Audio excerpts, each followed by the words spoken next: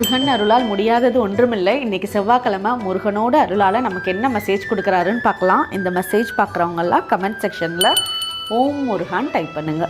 முருகன் நமக்கு சொல்லால் அல்ல செயலால் நம்மளோட வேண்டுதலுக்கு அதுக்குண்டான பதிலை காட்டுறாரு.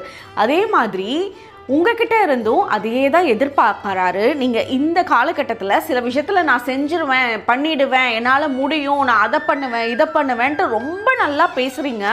ஆனால் அது செயலில் செய்யாமல் இருக்கீங்க, செஞ்சு காட்டாமல் இருக்கீங்க. சிலருக்கு நம்பிக்கை கொடுக்குறீங்க, ஆனால் அந்த நம்பிக்கைக்கு உண்டான செயல்பாட்டுக்கு இன்னும் வராமல் இருக்கீங்க.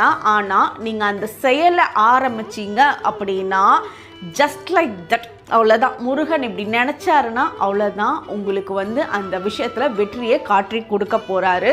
ரொம்ப கூடிய சீக்கிரத்தில் அதுக்குண்டான வெற்றி இருக்குது. ஆனால் நீங்கள் செயல் செய்யாமல் வார்த்தைகளில் மட்டுமே இருக்கீங்க. அதனால செயலில் ஈடுபட்டு